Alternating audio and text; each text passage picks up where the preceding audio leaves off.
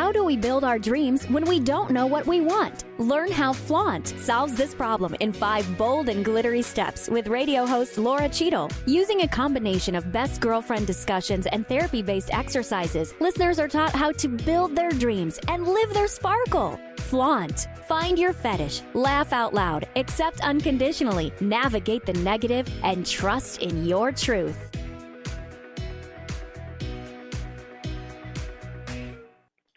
Hello, welcome to Flaunt, Build Your Dreams and Live Your Sparkle.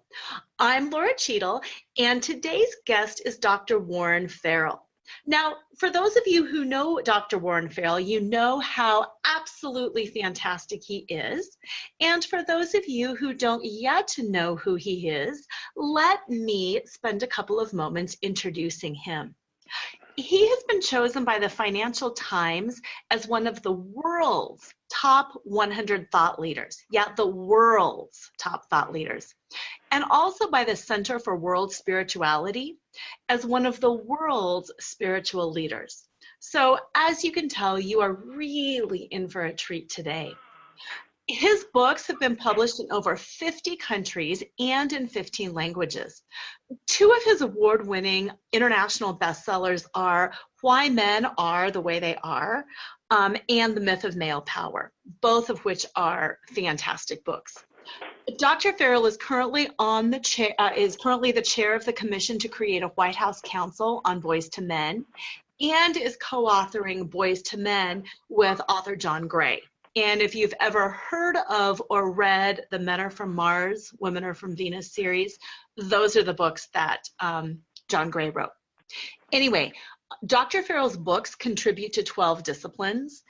A book on couples communication, Women Can't Hear What Men Don't Say, was a selection of the Book of the Month Club.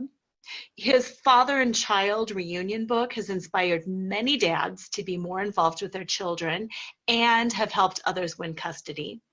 And the book, Why Men Earn More, The Startling Truth Behind the Pay Gap and What Women Can Do About It, was chosen by U.S. World and News Report in 2006 as one of the top 4 books on careers. Now, Warren has taught at the university level in 5 disciplines and has appeared on more than 1,000 TV and radio shows from, big ones. We're not talking little local stuff. We're talking Oprah, Larry King Lives, big things like that. And he has been featured repeatedly in Forbes, the New York Times, and the Wall Street Journal. Now, personally, he's got 2 daughters and a wife, and they live in Mill Valley, California, where Warren enjoys things like doing yoga, playing tennis, hiking, and hosting dinner parties at his home. So with that, welcome to the show, Warren. Thank you. I'm looking very forward to talking with you. This should be a lot of fun. Oh, it should be. I'm looking forward to it as well. Now, let's start, as they say, at the very beginning. What led you into the work that you do? I started, I was teaching at Rutgers University, and the women's movement surfaced in about 1969 or so, and I started to incorporate that into my talking in the class. And half the students were sort of really opposed to the women's movement at the time, and about the other half were sort of like, hey, this is very important and good. And so I started having the people in the class play roles of saying, debate why they felt it was either good or bad, and then and then much to their concern, or much to their sort of being disconcerted, as soon as they had made their best arguments, I asked them to reverse roles and to argue from the opposite perspective. And this got me started in a whole era of getting men and women to walk a mile in each other's moccasins, and to so I would stage, I'd go around the world and I would say every woman is part of a beauty contest every day of her life. And if you are a guy in the audience and you really want to understand women, come up here on the stage and be part of that beauty contest of everyday life. And I put all the guys through this beauty contest and chose 6 finalists, or the audience of women who were the judges chose 6 finalists. And then I reversed the roles and said, okay, now it's women's turn to walk a mile in men's moccasins. So I would ask the women to sit according to how much money they made or how much money they expected that they would be making, say, 5 years after graduation.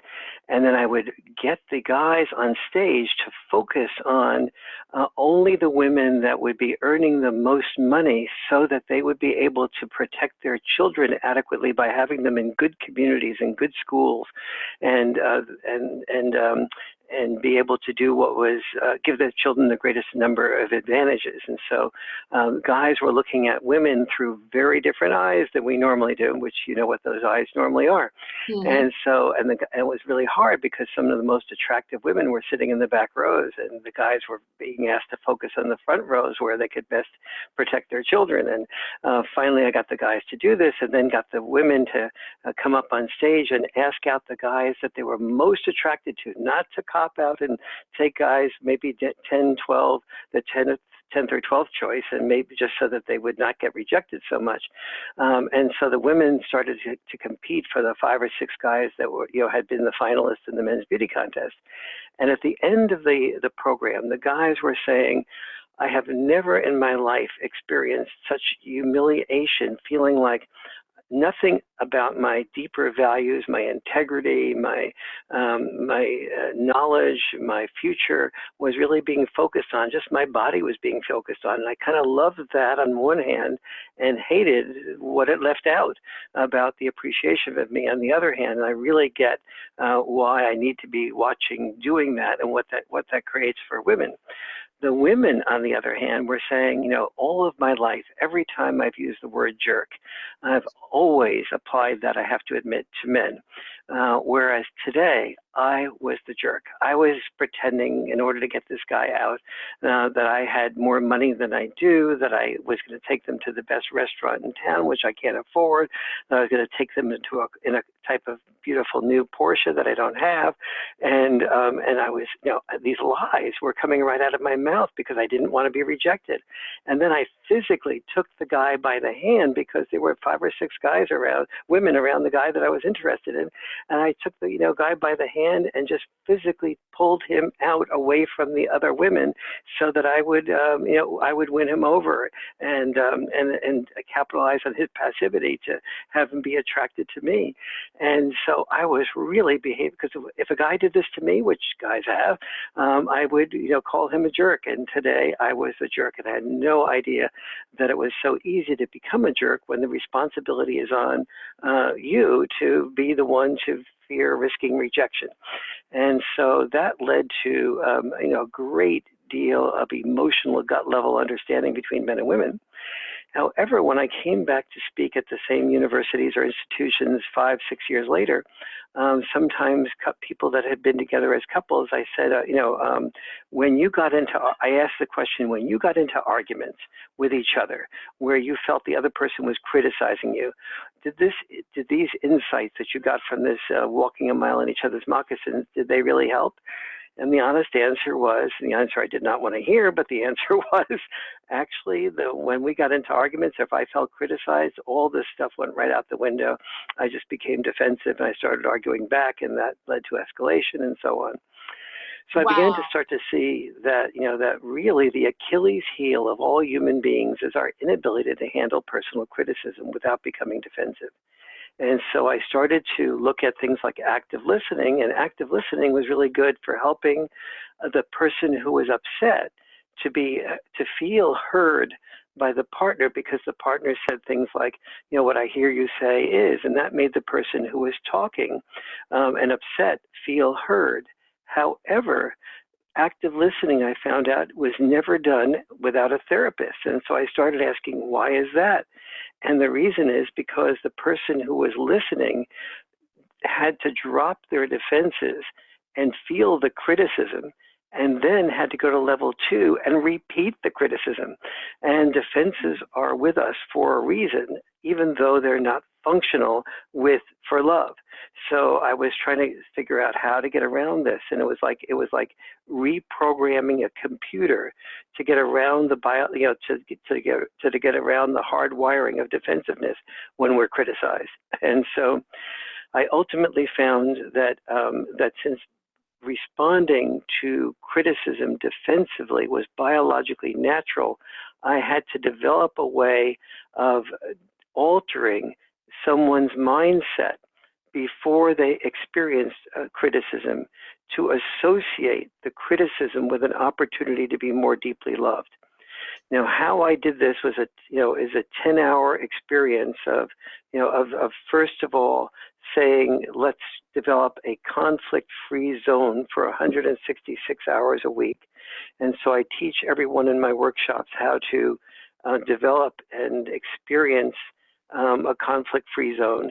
It then also involved building up the reservoir of appreciations, which meant teaching people in the couples communication workshops how to know how to appreciate their partner, so their partner felt the appreciation more potently and more with greater amounts of experience of really being appreciated than they had in the past.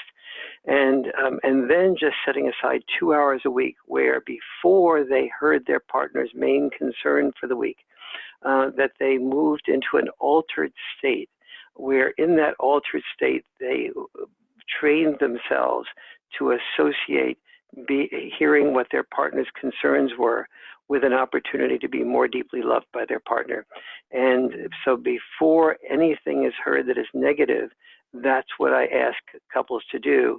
And then during the week, when little criticisms come up or sarcasms or whatever, I teach couples how to deal with that until that 2 hour period of time during that week that is pre-scheduled comes. Okay, so if I'm hearing you right, throughout the week, little things can come up, and you're advocating that couples don't say, that the nasty little things. Why didn't you take out the trash? Why didn't you? Just to kind of put those aside, and then to bring them all to your partner's attention during that 2 hour time frame. Is that correct? Yes, with one little exception, which is that I ask them to only bring up one concern per week, because I find if you bring up more than one concern, you start fearing that period of time, and it becomes overwhelming. And so you you just skip it and don't do anything at all. And then that builds up a different type of concern. And then secondly, because once you hear your partner's concern in a way that leaves your partner feeling more loved and more heard, and you are processing it in a way that allows you to know that the safer the environment you provide for your partner, the more your partner will feel loved by you and safe with you, and therefore the more your partner will love you. The more you make those types of associations before you hear your partner's concern, the more you are able to sort of the more you leave your partner knowing that if I have something else that I want to bring up, like not taking out the garbage, I can bring that up and I will be heard that way next week. I will be heard non-defensively next week. The other thing about like the taking out the garbage, one of the other trainings in the couples communication workshop is to train each couple to do criticism differently. So instead of saying you never take out the garbage, saying would you take out the garbage tomorrow? So you instead of doing a criticism, you do an ask. Instead of saying you left the toilet seat down again, saying that would you leave the toilet? You left the toilet seat up again. Say, would you leave the toilet seat down? It really appears much more aesthetic to me that way. So you express what your request is, and then you express the feeling that it gives you. That's a better feeling when that request is made. And you don't do a number of things, like you don't say, would you put the toilet seat down, as opposed to doing what you do, leaving it up. Right. And you don't say, would you put the toilet seat down? That's the right way to do it, because if you let your partner know that it pleases you more, most partners want to please their partner. And so they're much more willing to respond positively to something that they know will make their partner happy. I love it. And just from a personal point of view, I do a lot of work with habits, and people fall into habits. We are creatures of habit. And with this model that you're proposing, I believe it would make all people a little bit more thoughtful about where the language they're using, and are they negative? Are they always criticizing and they don't really mean it? Or are they, always positive? It just sheds light on your own habits, because if I have to store up all of my criticisms and pick one, it might lead me to believe, wow, I have fallen into a pattern of criticizing things that don't really even rise to the level of concern. I'm just in a bad habit. You're so right, and there's so many dimensions to what you just said there. Number one is that let's say somebody brings home, goes shopping, and they bring home maybe 30 items, and then and they bring them, and their partner says, "Gee, you got the wrong size milk." And so what they've just done is they've skipped over all 29 decisions that were correct. They've skipped over an appreciation for the person doing the shopping. They've skipped over an appreciation for the person unloading the stuff into the refrigerator, let's say, and picked on the one thing that they didn't feel was right. And instead, so what I advise in those cases is to first of all make sure that you're focusing your attention on the positive, but not to the elimination of things that are concerning or bothering you. Mm-hmm. And then, but in this particular case, I would just tend to encourage couples to just register that the quart of milk was bought when you preferred the half gallon, and then and not say anything at the time. But the next time that you shop, just write on your shopping list, milk, half gallon, and that solves the problem, and no one feels criticized, and so you select out the criticisms that are really helpful, but you frame them in a way that's an ask rather than the criticism, as we were mentioning before, and then you take the criticism that is negative, and when you are feeling that that's needed to be discussed, during that, what I call the caring and sharing time, which is the time when you get to share your one concern that is the biggest concern. If you're really upset about that and you say things in a negative type of way, let's say, I really hate it that you always get the wrong things shopping, even once I had something on the list and you completely ignored it, and so during that period of time, even when the criticism is being said in a negative way, in language that could be corrected and improved, I am asking the person who's listening, because of this altered state that they're in, to just be there for their partner, sharing their criticism in their negative way with maybe a tone of voice that is not most effective, maybe with words that I've given them instructions for could be said in a better way, and just be there for their partner's story and their partner's tone of voice and their partner's way. And two things usually happen from that. The partner feels like so free to just share from their heart.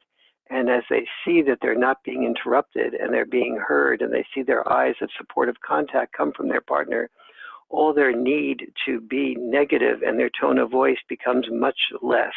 But even if it doesn't become much less, it almost always does, but even if it didn't, the fact that your partner is there providing a safe space for you for being who you are in your worst moments creates enormous amounts of security and feelings of being loved, because many of us are fearful of going into our worst moments, and so therefore we keep guards in front of us that are sometimes not as healthy as they could be.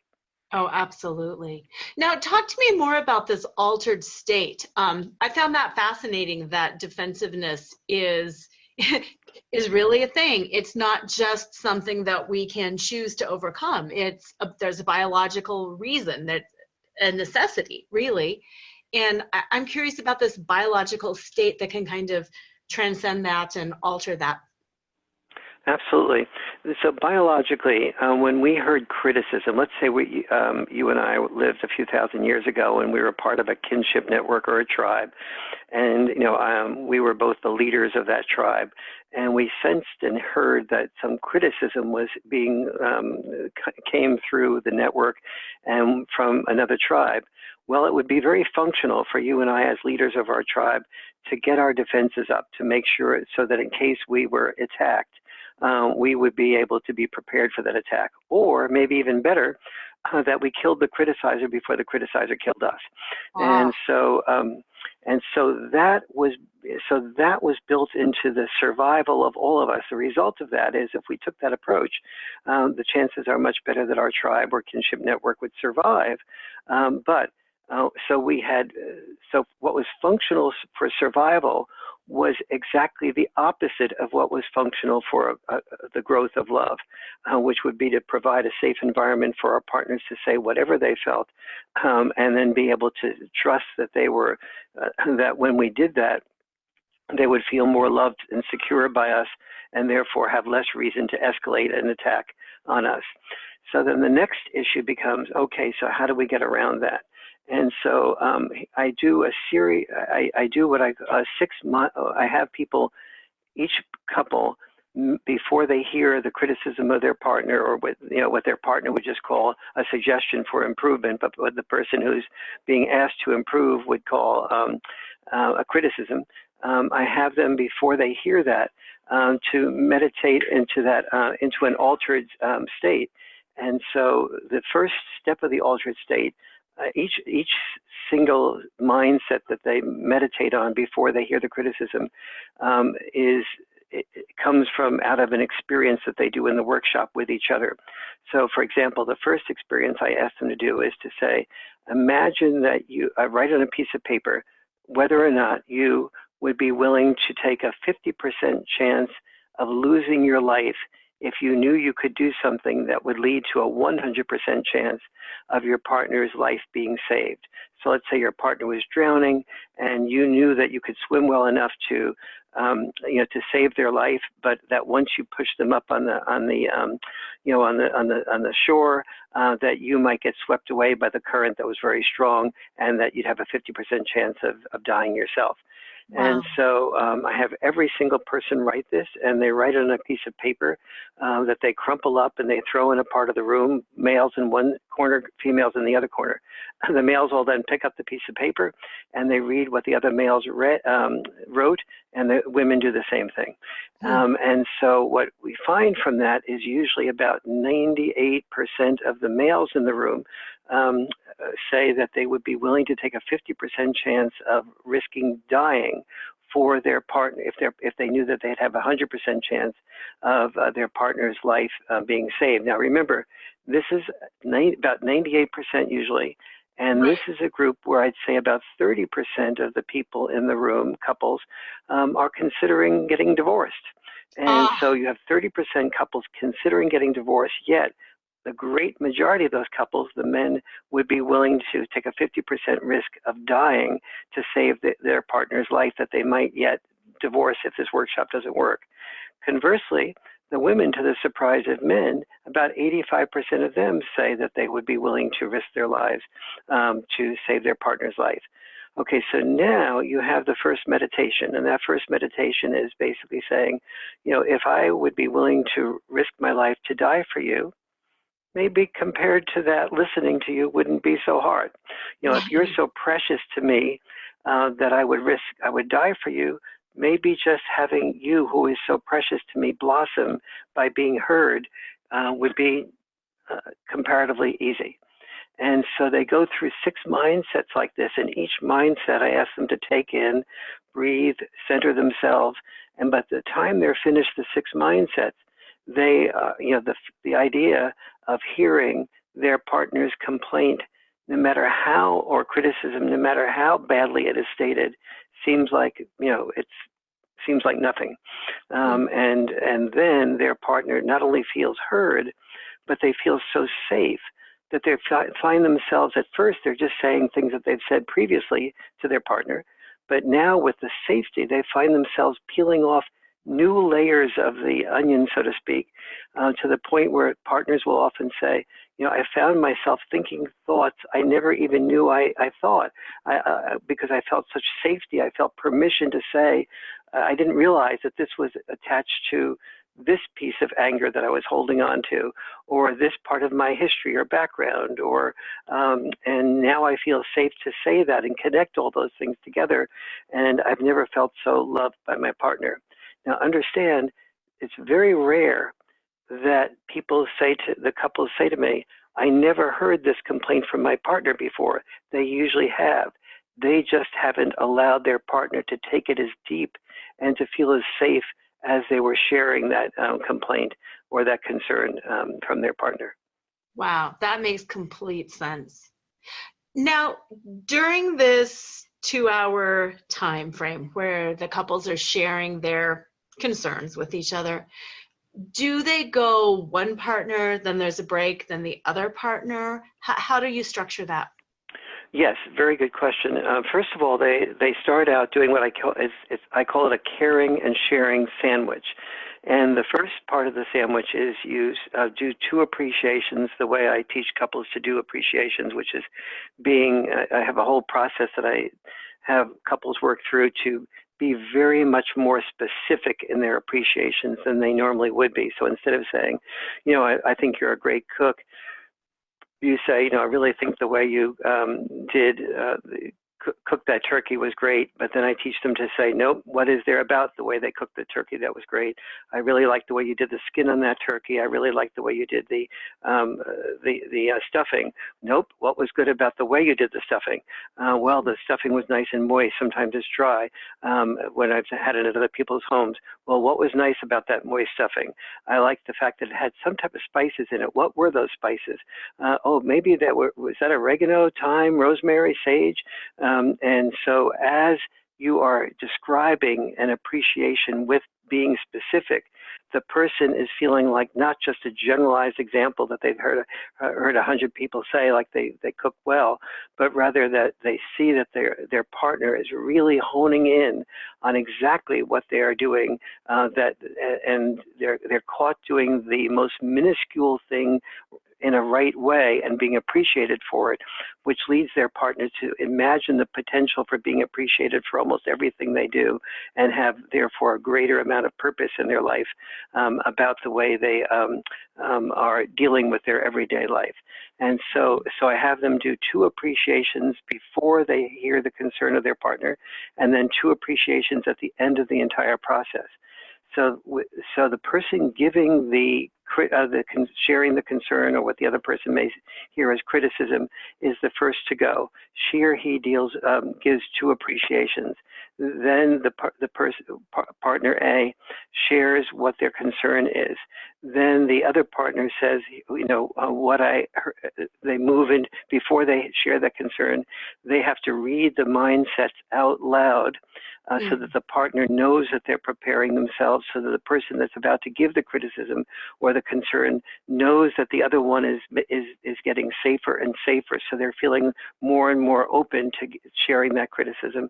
Then finally, they do share the criticism after their partner has read all the mindsets and said the mindsets in their own words. So this is not just rote catechism type reading.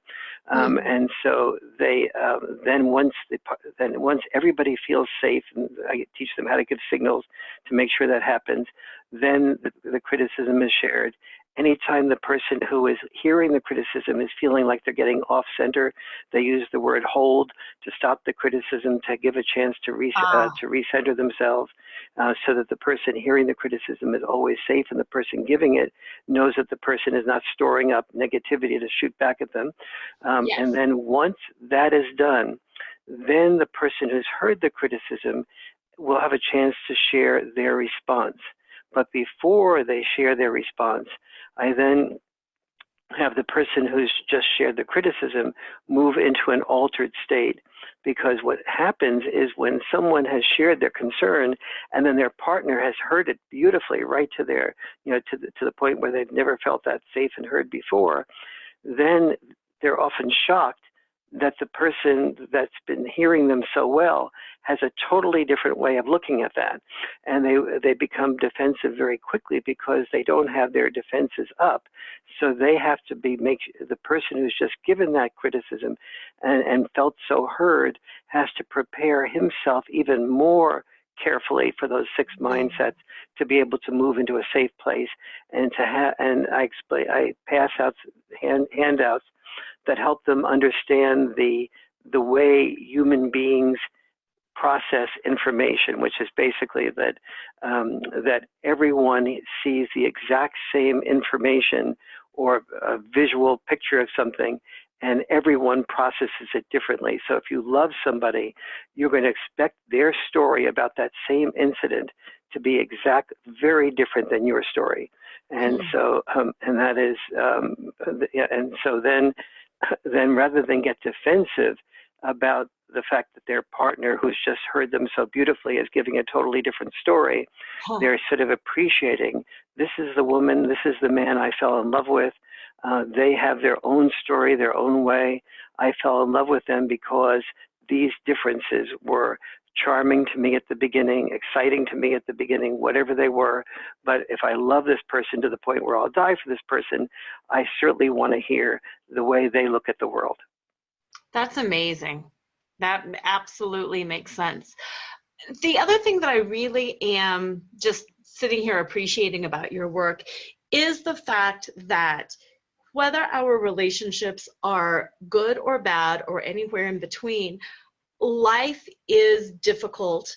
We all have our own biases, and as good as a relationship can be, there will be criticisms, there will be concerns. It's how we manage the inevitable. It's not that a good relationship has no conflict and we see everything the same, yay. It's let's manage this in a constructive way. And I can see these tools and techniques being applicable in a wide variety of situations as well. Absolutely. And one of actually the whole inspiration for this couples communication workshop that I'm doing at Omega at the end of October in New York is came from the fact that I used to do these workshops on one of the books that I wrote called Why Men Are the Way They Are. And I did them at Esalen in California. And one of the letters I got afterwards was a letter from somebody saying that the one portion of the workshop, there was 5 segments of the workshop, and one of the portions was on couples communication, but it was only one of the portions. And this person wrote me and said, of the 5 parts of your workshop, the part on couples communication has been so effective.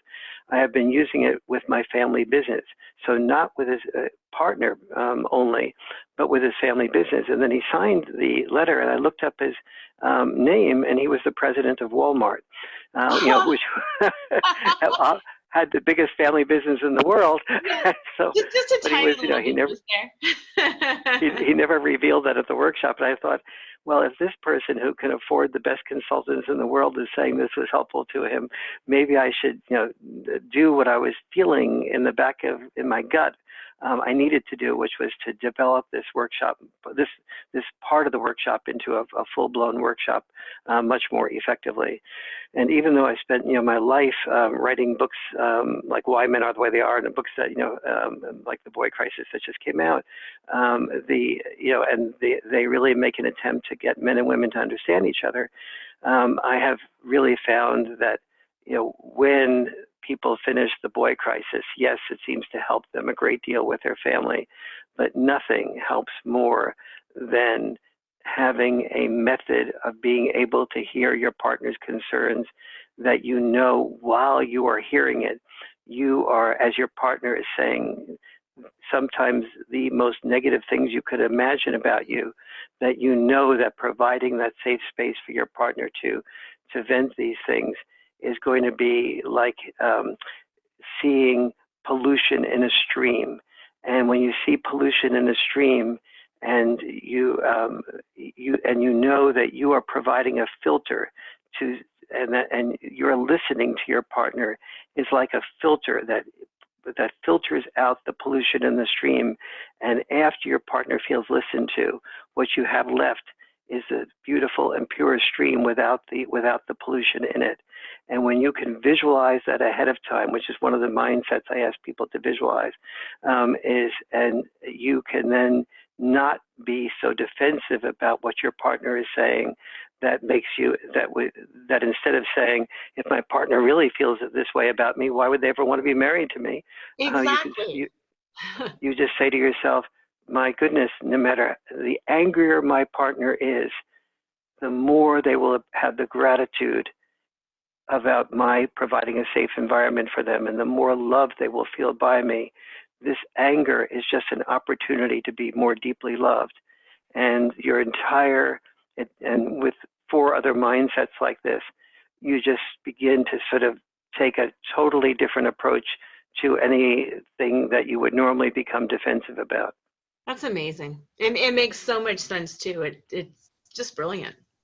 Now, as you were talking about that, you mentioned your workshop at Omega, and I'd like to hear more about that because I do know you've got a big one coming up, and I know I'm interested in learning more about it, and I'm sure our listeners are interested as well.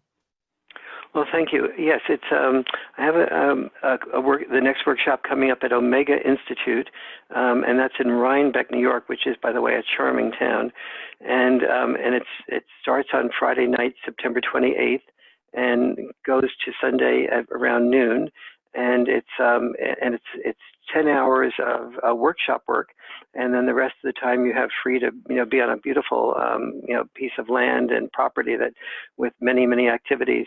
And so it's the smallest workshop that I do around the country. So the value of that is it's more intimate. It's usually around 20 people rather than the 40, 50 people I normally deal with. And so it allows me to get to know the couples. However, many men in particular worry about doing what they call airing their dirty laundry in public. If you're attending the Omega workshop, nobody hears your challenges. That is, I create a structure, and then you discuss the issue that is concerning you within the framework of that structure. And so the only person that hears what you and your partner are going through is your partner.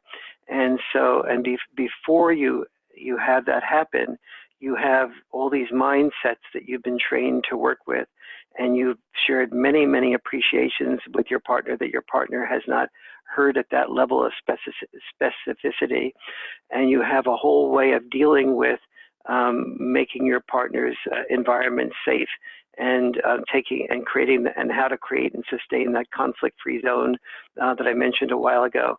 Mm-hmm. And so there's such enormous security there that couples don't come away feeling like, exposed in the areas that they feel embarrassed about talking about. I love that. So when you talk about couples, are you talking for workshop purposes, are you talking married couples in crisis? Are you talking newlyweds? Are you talking any kind of couples, or are there any parameters around that? Yes, really good question. My wife is going there, and she is the person that's joining her to be an assistant at my workshop is a fellow that was her business partner for a quarter century. And so, and they will talk about the issues that came up for them during that quarter century, or an issue that came up for them, and process that in such a way that they can deepen their friendship in the future. And obviously, I do this process quite often with my wife as a loved one and a partner.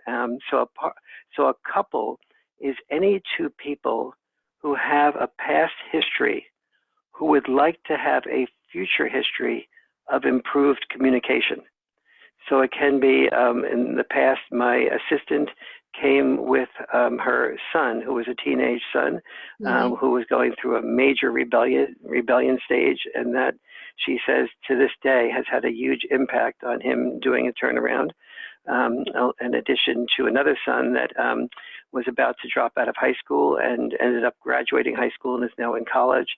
And so it can be it can be certainly same-sex couples. I hope that goes without saying. Yes. It can be two people, as I implied from my first example, in a working relationship, or coming with your parent. Any two people that you've that you had a history with, that you'd like to have an improved future, because exactly what you said a few minutes ago, there's no relationship that doesn't have conflicts come up. And it's what you do. And let's say there is a relationship where there's almost no conflict at all. That relationship almost invariably has one area of conflict, which is it's probably asexual. That is, when you have no tension between you, you usually have a brother-sister relationship that emerges, which becomes its own problem. And so you sometimes have people having affairs that have a very good brother-sister relationship with their partner, but that's kind of a bummer way of going through life because there's so much challenge that happens when you have those affairs. And so that's, I hope that maybe explains that well. No, that does. And I was thinking, what a beautiful gift for some of the younger people that attend this workshop, whether they are, parent-child or just younger people. The skills that they will gather in this workshop will benefit them in every relationship their whole life. You are so right. I think my favorite couple to work with, aside from a couple that's on the verge of divorce and they say they've done everything possible and they're, and then they end up at the end of the workshop feeling really close to each other. Besides that, I'd say my favorite thing is to see somebody who's gifted, oftentimes, instead of giving a normal wedding gift, has given someone a gift to Omega, and they come to Omega with, sort of like, well, we really don't need this because, but we do have some issues, but maybe it would be okay and good. So thank you, Grandpa. Thank you, Dad. And then they go to the workshop and it's like their eyes open and they say, and it's like, wow, are we glad we have learned this now before we have begun, because some of these things were creeping up, and then the wedding was being planned, and the wedding planning brought a lot of tensions to the fore, but we didn't want to reveal those because, after all, we didn't want to spoil the wedding, and we'd already invited people and so on. And so, when I look at those people go through the workshop, the only regret that I have, I say to myself, well, if my former wife and I had known the things that you knew, the only good news about not knowing these things is I wouldn't have married the woman I'm now married to for the last 25 years involved with. And so it's one of those types of mixed feelings. But, certainly this is probably the greatest gift you can give to a newlywed or a couple that is, considering getting married and aren't sure whether they should take that final leap. Mm-hmm. Oh, absolutely. And also, I'm just such a big proponent of having a variety of tools in our toolbox.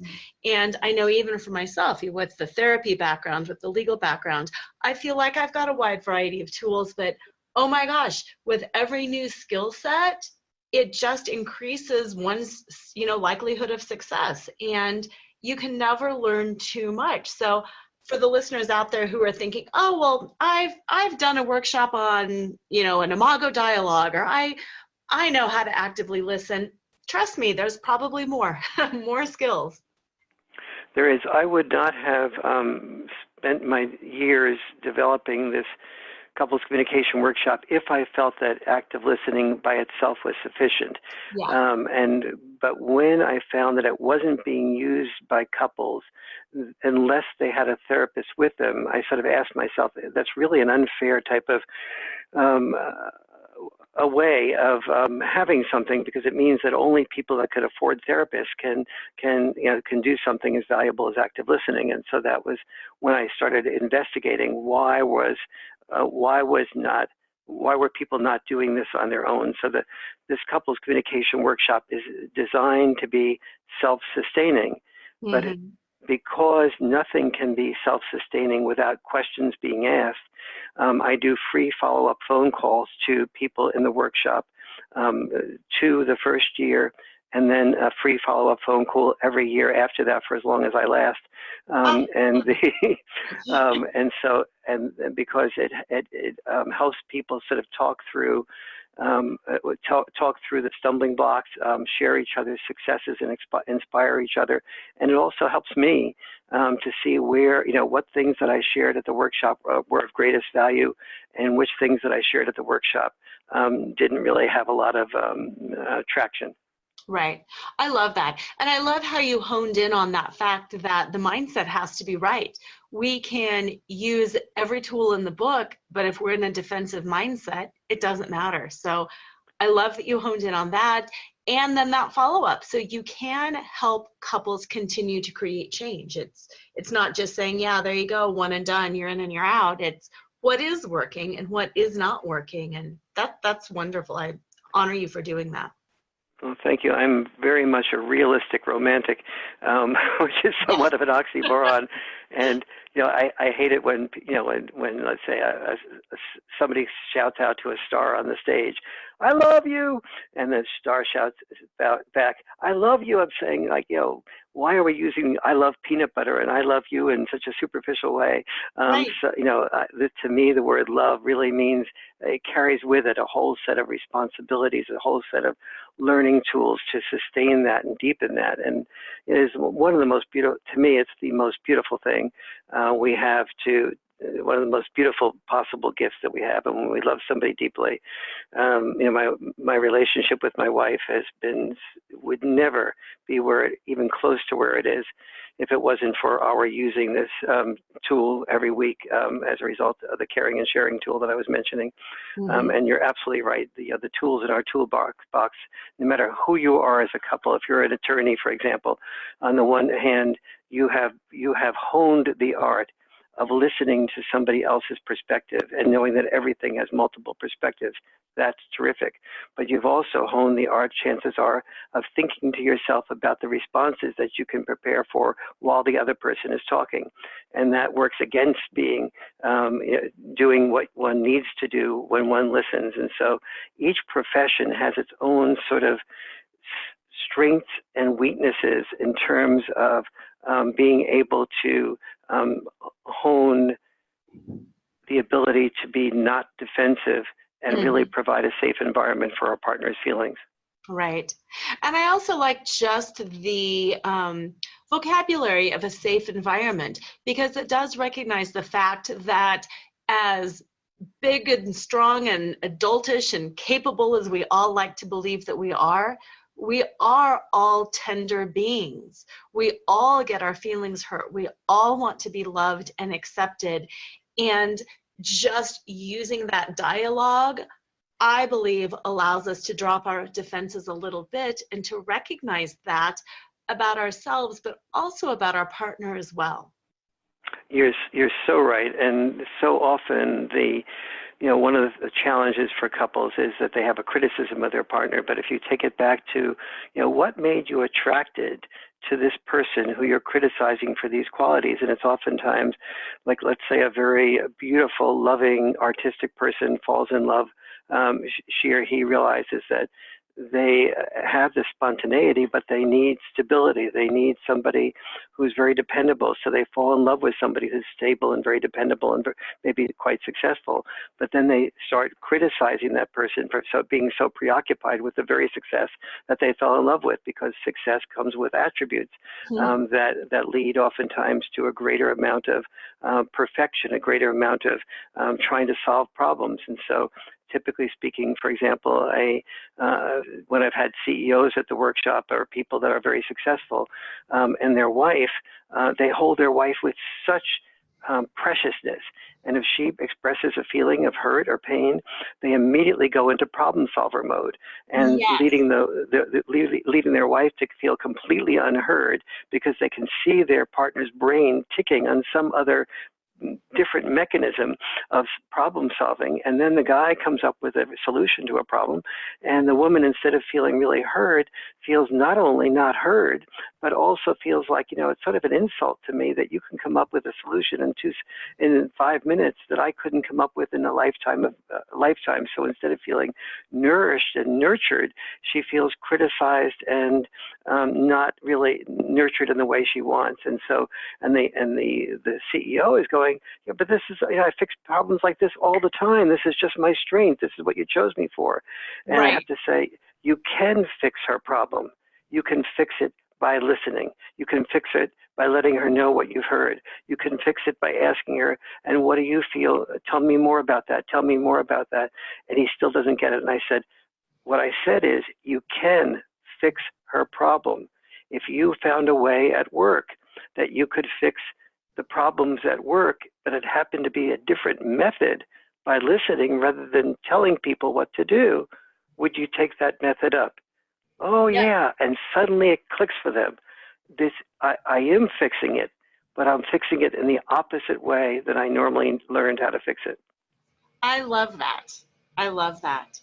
Now, I'm sure, like me, most of the people listening want to learn more about you, about this process.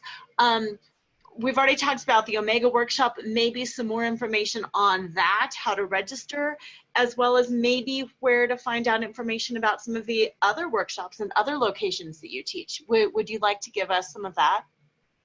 Sure. For the Omega workshop, just probably the best thing to do is just go, just Google Omega Institute or eomega.org. And go to put in couples or put in Warren Farrell, my name, and the workshop will come up, and it gives a fairly good description of that on the workshop, and also a video on the page of Omega, and also a video of that. If you'd like to see the other workshops I do, mostly on the West Coast, you can go to warrenfarrell.com, WARREN. And then Farrell is F as in Frank, ARRELL. So it's F-A, not Will Ferrell, like the comedian, but Warren, and then FARRELL.com.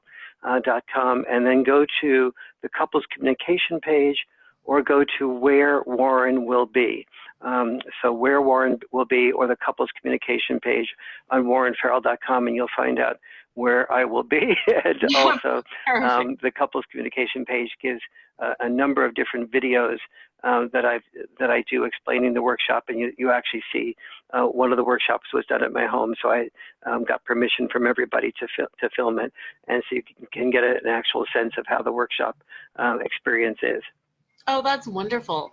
And then for those who might not be able to attend a workshop, are there, do any of your books address this topic? Yes, a book that I wrote called Women Can't Hear What Men Don't Say. That's Women Can't Hear What Men Don't Say.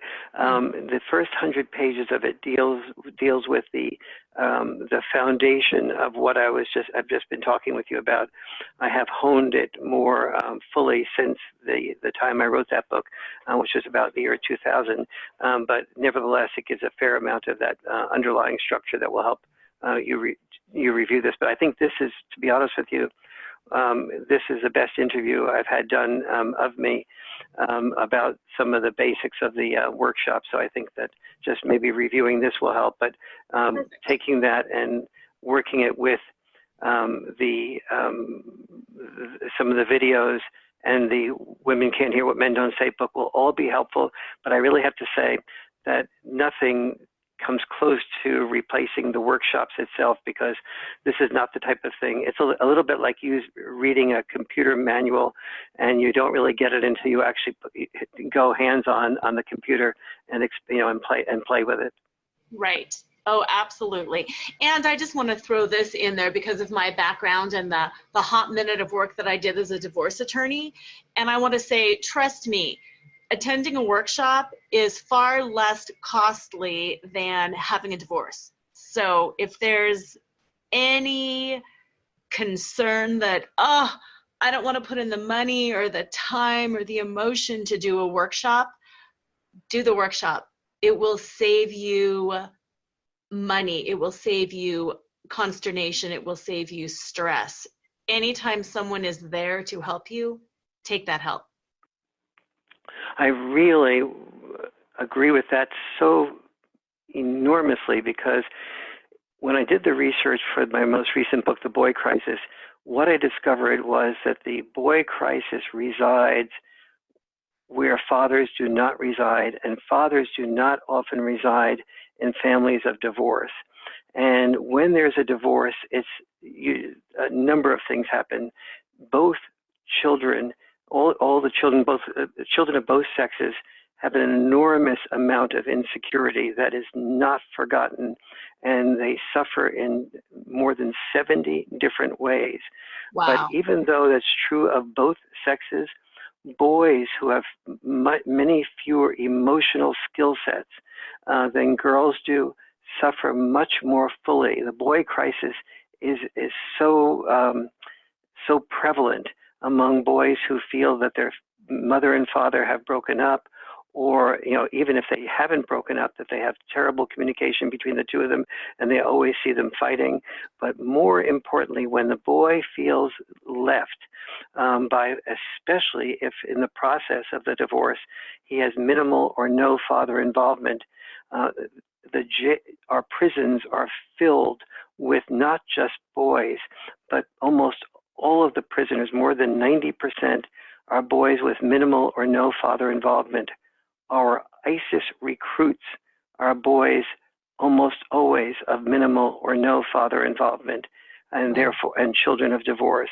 And our mass shootings are done almost completely by boys, males, and minimal or no father involvement, and usually products of divorce.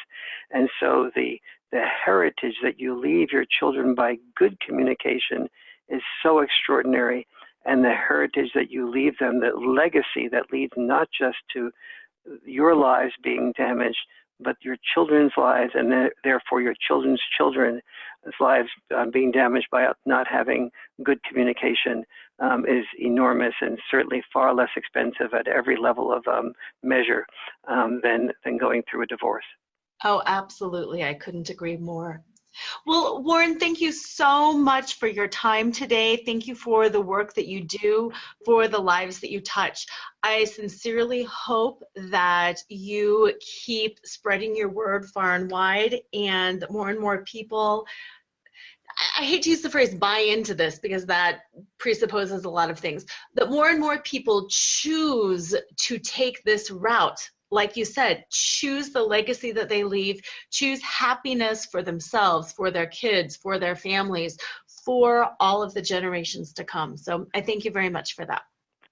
I thank you for the way you have asked questions, the background you've given, the connection to your own life and and your experience as a divorce attorney, and the way you've listened so beautifully to the answers. You're just a wonderful communicator, and so I really, really appreciate this whole process. Well, thank you so much. And listeners, once again, if you would like to reach out to him, it's www.warren,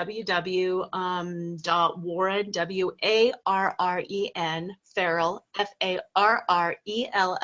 Farrell.com. And if for some reason you don't have a pen or can't write that down, reach out to me. I'm happy to connect you to, put you in touch with the Omega Institute, anything like that.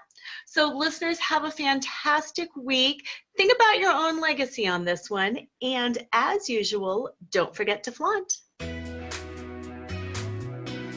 Tune in next time to Flaunt. Build your dreams, live your sparkle with radio host Laura Cheadle every Wednesday at 7 a.m. and 7 p.m. Eastern Time on the Dream Vision 7 radio network. Come release outdated labels, roles, and scripts. Reveal the calling of your soul and re-choreograph your own life, even when you're unsure of what you want. In 5 bold and glittering strokes, you too can build your dreams and live your sparkle. Find out more about Laura at pyramidfusion.com.